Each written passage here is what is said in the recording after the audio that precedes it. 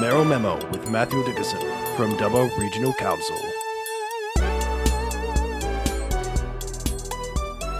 .5 Triple M, it is Matho here, and of course, every other week I'm joined by the Mayor, Matthew Dickinson. He's made himself available again. Thank you very much, Mr. Mayor. How are you today? Yeah, always happy to make myself available to chat to you, Matho. Always good fun. That's very appreciated. Now, there's a story in the Daily Liberal about roads. Of course, we've spoken about it before. One of the roads in Dubbo was voted by residents as the worst, and it's the Golden Highway. I think it's a race of diminishing returns, thinking about the worst roads. What is the road situation? How is council handling it, and how's it all going?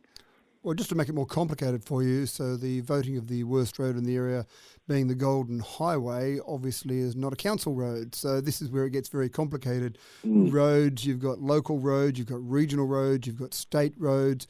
Roads that are local roads are the responsibility of council, but we do get some funding from the state government, sometimes even the federal government for some of those local roads. And then regional roads are the responsibility of council, but you mainly get funded for those by the state government. And then state roads, highways, for example, are the responsibility of the state government, so we don't get any say in those ones. So it does make it complicated, and that sounds like a bunch of excuses for why the roads are in such poor condition, but the reality is we have had some pretty tough conditions for roads. That 6 months of so much water flowing meant that the roads ended up in terrible condition, and that's just not Dubbo. When you read any of the reports, it's really across the state, it's across the eastern seaboard. People that travel around a fair bit know that the road conditions across everywhere you travel at the moment across the eastern seaboard are in poor condition. We're basically working flat out. We've got some funding from the state government. We've got our own funding. In our budget this year, Matho, there's $28 million in our budget, just normal budget for road works. Then we've received an extra $1 million, then an extra $5 million from the state government to keep working on those. So that's approximately $34 million that will be spent on the roads in this current financial year. That's different to the amount of money that the state government will spend on those roads as well. And the Golden Highway is one of those roads. There'll be significant amounts of money spent there. And anyone that's driven to Wellington recently, you'll drive there and there's almost constant roadworks that have been going on down there between Dubbo and Wellington for the last 6 months. And as soon as one section's repaired, they've got to go and work on another section. So it's an ongoing battle. We are doing our best to continue on that treadmill of repairing roads and looking for the next road that's got to be repaired. But there's probably well over a $60 million backlog at the moment of roads that need repair work done. So it's a tough battle, but we'll keep working on it. Yeah, no, good luck with it too. It is a whole monster itself, and I'm sure it'll keep us updated. Now, there's a bit of a land release happening sort of West Dubbo. Not quite a land release yet, but it will be in the northwest precinct area. So if you go along, say, below Bunbullgumby Road, across more north of Thompson Street and west of the river, that section in there, there's an area there that's probably going to have somewhere in the vicinity of 6,000 blocks of land developed there. Now, there's obviously a lot of people coming to Dubbo. They all want to come in Dubbo and listen to Triple M, so that's a really important facet for them. And so we need to make sure we've got enough land there. There's council that owns a bit of land in there, but there's a number of other developers. There's probably up to 10 different landowners in there. So what we're doing at the moment is going through the process of creating a structure plan. And the real challenge here is we love the idea of having beautiful amenity, nice wide streets, walking paths, riding paths, lots of green space. But of course, when developers come along, they want to increase the yield because they want to get a return on their investment. It's a big, long job to be a developer.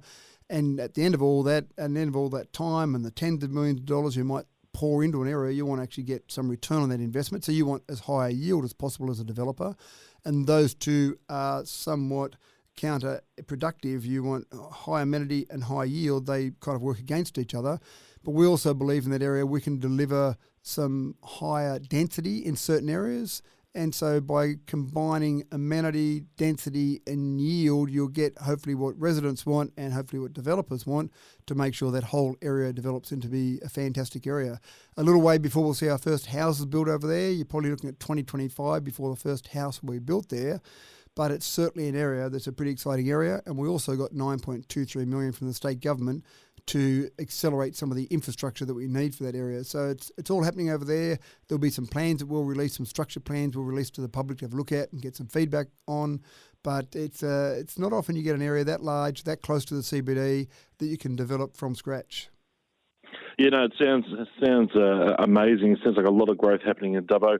There's also news about how many DAs have been approved this year, and it gives you a bit of an idea of sort of what's happening around town. Yeah, that's right. And it has been an increase over the last financial year already.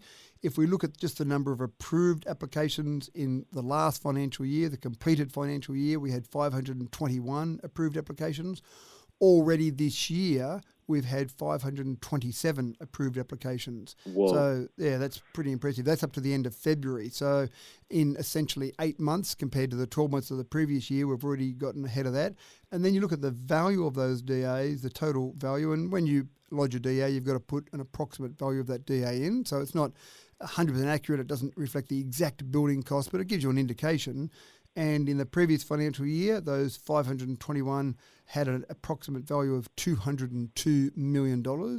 And when you look at it this year so far, those 527 make up $241 million of approved applications. So looking good. By the end of the year, obviously, those numbers will increase further. So it gives you an idea of the strength in the economy when you've got those building applications going through, but also the desire for people to be building, doing work in the area, and obviously moving to this area. It is just amazing to hear those numbers. They're absolutely staggering. But it also means that Dubbo is growing. It's a great place to be living. Absolutely right. And that's something that we already know, people that live out here already know, but I think more and more people are starting to discover, and certainly the pandemic was a help for regional relocations in general. People in metropolitan areas decided they didn't want to live in such congested areas, or they worked out that if they were working from home, then it didn't really matter if they were 20 kilometres from home and a 1 hour commute, or 400 kilometres from home. So they could move to a regional area and still do their same work, sitting in a home that's obviously a cheaper home, a home that's much more effective in terms of cost of living to live in. And also, if they did need to commute downtown, it was a 5-minute commute and they could do their work from there effectively. So that certainly was a help for regional relocations. Yeah, I did it 13 years ago, never looked back. Thank you so much, Mr. Mayor, Matthew Dickerson, for joining me today and having a chat. It's always pretty awesome. And we'll chat in a couple of weeks. Thanks, Matho. Look forward to it.